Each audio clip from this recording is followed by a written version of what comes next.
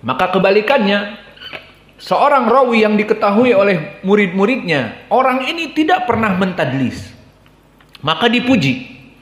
Seperti dicelaknya sifat tadlis, maka dipuji orang-orang yang menjauhi tadlis sejauh mungkin. Maka dulu Zuhair ibnu Harb an-Nasai mengatakan, lam yakun yudallis, bahwa Jarir ibnu Abdul Hamid tidak pernah mentadlis.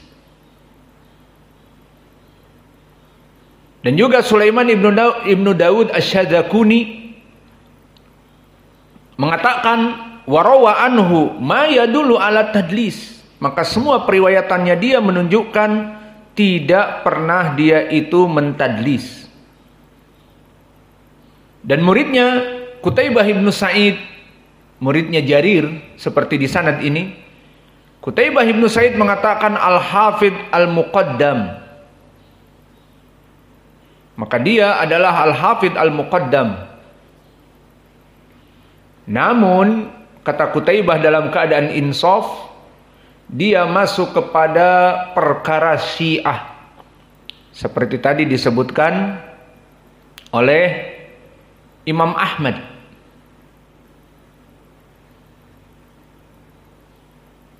Dia masuk kepada perkara Syiah dan dulu mencela Muawiyah.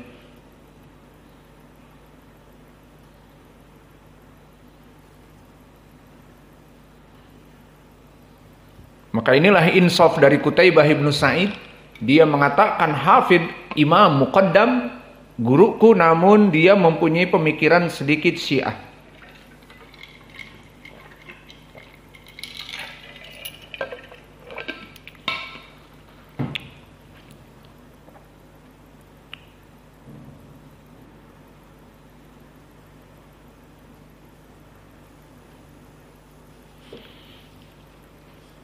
Dan begitupun Ya'qub ibnu Syaibah memuji beliau lam yakun yudallis. Maka tiga ulama memuji beliau karena tidak pernah masuk kepada perkara tadlis.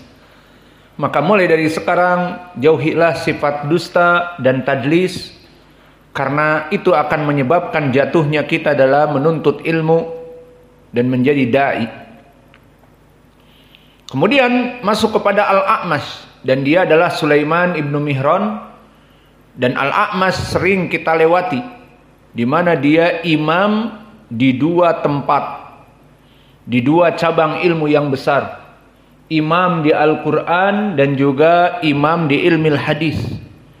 Maka terkumpul pada Imam Al-A'mash semua ilmu, dan dia hidup di tabaqah yang kelima. Tabaqah yang kelima adalah tabaqah as-sughra dari kelompok at-tabi'in. Dan di tabaqahnya dari Al-A'mash banyak, di antaranya Abu Zinad, Abdullah ibnu Dakwan di tabaqah yang kelima. Dan juga Salamah ibnu Dinar di tabaqah yang kelima. Dan Imam Makhul, ahli fikih. Juga Yahya ibnu Sa'id al-Ansari di tabaqah yang kelima. Dan Yahya ibnu Abi Katsir dan Humaid at-Tawil yang meriwayatkan dari Anas. Maka mereka semuanya di tabaqah yang kelima, yang sama dengan Sulaiman ibnu Mihran. Tabaqah yang kelima dimasukkan kemana? Kepada tabi'i, namun tabi'i yang kecil, di bawah Qatadah, yang mana didefinisikan dia itu berbeda dengan tabaqah yang keempat. Maka tabaqah yang kelima, tabaqah sughra minat tabi'in alladzi ra'aul wahid wal itsnain walam yathbut li ba'dihim as-sima' minas sahabah. Bahwa mereka itu melihat dari sahabat satu ataupun dua, dan tidak pernah mereka mendengar dari sahabat. Maka tabaqah mulai dari yang kelima sampai ke bawah melihat satu dua orang sahabat dari tabi'i ini, namun tidak pernah mendengar. Maka seperti Sulaiman ibnu Mihran tidak mendengar dari Anas, tidak mendengar dari sahabat-sahabat bahkan yang paling muda-muda, Ibnu Abbas, Ibnu Umar, Anas ibnu Malik, dan yang lainnya.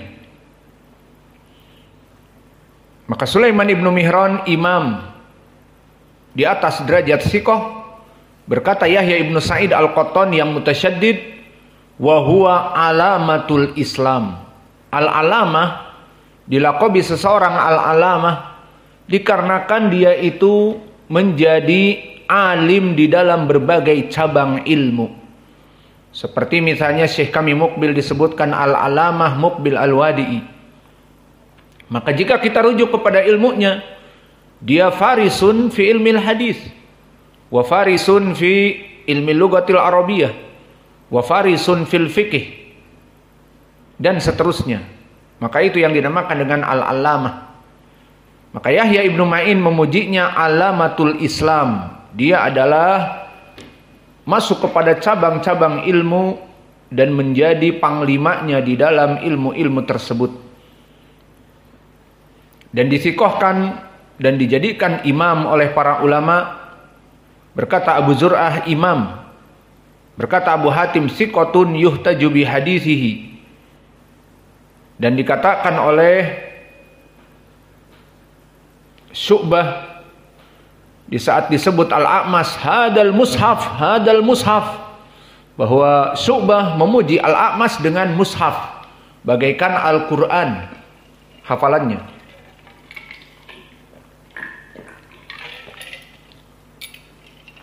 Dan berkata Amr ibnu Ali yusamma mushaf bisidqihi. Namun seperti biasa, dan tadi kita telah menyebutkannya, dia bermain-main dengan tadlis, sehingga dia dijatuhkan dikarenakan banyak mentadlis.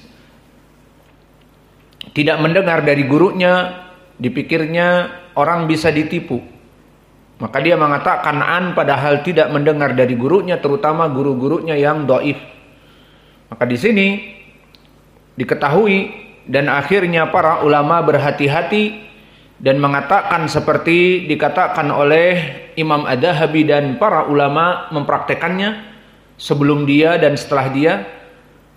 Berkata Sulaiman, jika berkata Sulaiman ibnu Mihran qala au an, maka hukumnya tidak bersambung dan ditinggal sampai datang jalan yang lain yang tasrih hadatsana dari gurunya,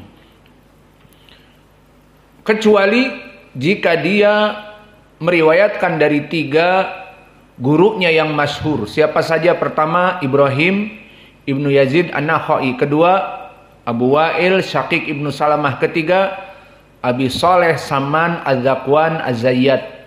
Jika meriwayatkan dengan an-anah dari ketiga tadi, maka ihtimal ittisal, dia mendengar dari gurunya. Namun jika tidak meriwayatkan dari 3 orang tadi dan mengatakan an, maka dia sanadnya terputus.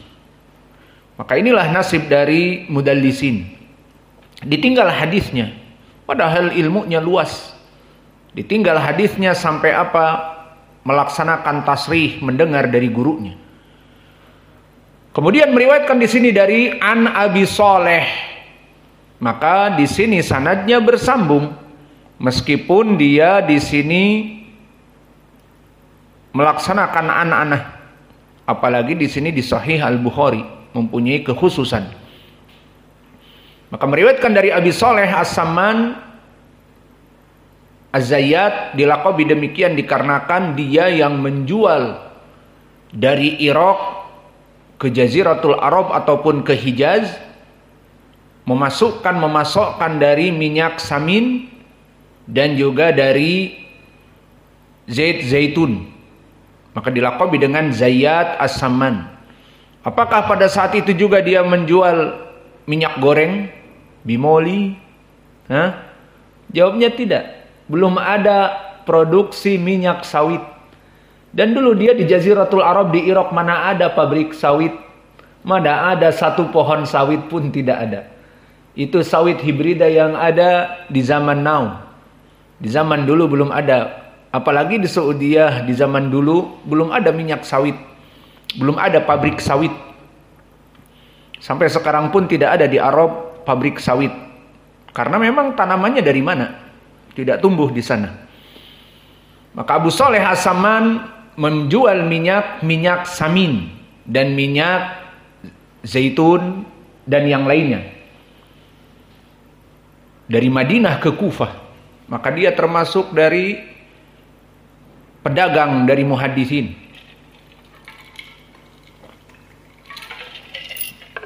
Dan Abu Saleh As-Samman hidup di Tobaqoh yang ketiga. Apa Tobaqoh yang ketiga? Sama seperti tadi Al-A'mas Tobaqoh yang kelima. Jadi perlu dibedakan mulai dari sekarang detail. Tobaqoh yang kedua, Tobaqoh yang ketiga, Tobaqoh yang keempat, Tobaqoh yang kelima, apa bedanya? Maka Tobaqoh yang kedua sama tabi'i dinamakan tabi'i kabir. Yang mana dia seperti Sa'id ibn Musayyib dan Mukhadram. Dan Mukhadram adalah bisa jadi dia hidup di zaman Nabi. Namun Nabi berdakwah di Madinah dan dia baru lahir. Maka Nabi meninggal di Madinah misalnya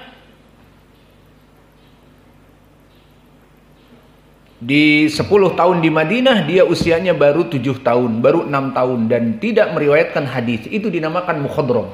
Maka di sini masuk kepada kelompok tabi'in derajat yang pertama. Dinamakan Tobaqoh yang kedua. Tobaqoh yang pertama siapa? Sahabat. Maka Tobaqoh yang ketiga di bawahnya tabi'in wusta. Yang mana mereka banyak menerima dari para sahabat dan dinamakan tabi'i wusta karena lebih di bawah dari Sa'id ibn Musayyib, usianya lebih di bawah. Dan di sini hidup seperti Al-Hasan Al-Basri, Muhammad ibn Sirin dan yang lainnya. Dan di sini Abu Saleh As-Samman hidup di Tobaqoh yang ketiga. Tobaqatul Wusta minat tabi'in. Maka siapa saja yang hidup di zaman ini? Tadi kami sebutkan Al-Hasan Al-Basri, Muhammad ibn Sirin, dan juga Atha ibn Yazid Al-Laythi, dan Jabir ibn Zaid, Abu Sya'tha, dan juga Habib ibn Abi Thabit, dan juga Abu Burdah, anaknya Abu Musa Al-Ash'ari, dan Zaid ibn Aslam. Zaid ibn Aslam ahlu tafsir, bapaknya Abdurrahman ibn Zaid, yang biasa kita dengar tafsirnya di pelajaran tafsir. Maka ini bapaknya Zaid ibn Aslam di Tobaqoh yang ketiga. Dan juga Ikrimah, maula dari Ibnu Abbas Al-Barbari. Maka inilah dari orang-orang yang hidup di zaman yang ketiga. Dan di sini Imam Zakwan As-Samman di atas derajat thiqah. Dan dia masyhur dari muridnya Imam Abi Hurairah. Maka disebutkan oleh Imam Ahmad, Abu Saleh min jilatin nas wa authaqihim. Berkata Imam Ahmad, Abu Saleh dari manusia-manusia yang agung dan mulia derajatnya. Dan orang yang paling sikoh di antara manusia. Berkata Abu Zur'ah, Madani sikotun mustaqimul hadis. Maka dia hadisnya mustaqim, lurus. Maksudnya sangat benar.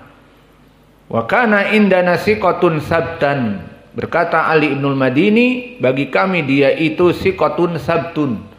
Maka dia di atas dari derajat sikoh. Dan di sini min bab faidah. Di Tobaqoh yang ketiga, di Tobaqohnya ada Abu Saleh yang lain. Jadi jangan kaget jika antum memeriksa hadis, ada juga Abu Saleh dan dia Tobaqohnya ketiga, meriwayatkan dari sahabat. Maka siapa Abu Saleh di sini? Dan kebanyakan meriwayatkan dari sahabat siapa? Maka dia meriwayatkan kebanyakan dari Abdullah ibni Mas'ud. Afwan, Abdullah ibni Abbas. Namun meriwayatkan juga dari Abi Hurairah. Jadi kadang-kadang ada Abu Saleh di sini bukan As-Samman. Dan di sini kenapa saya memberikan perhatian dari faidah ini? Kalau dia rawi yang thiqah ya gampang. Misalnya antum periksa di Sunan Abi Daud atau Nasai, haddatsana Abi Saleh an Ibni Abbas. Antum pikir, Oh, itu Abu Saleh Saman Ad-Dakwan, sikoh. Nah, jika Abu Saleh di sini kita katakan tadi, dia namanya lain bukan Dakwan, tetapi misalnya namanya Faisal, dan dia sikoh, maka tidak bermasalah. Kenapa? Karena sama namanya, sama kunyahnya Abu Saleh, dan sama tobakohnya, dan sama-sama sikoh, idan no problems. Habis perkara. Abu Saleh dari Ibni Abbas, Abu Saleh dari Abi Hurairah, sama-sama sikoh, habis perkara. Mau namanya beda pun terserah. Yang jadi permasalahan kenapa kita perhatikan di sini, karena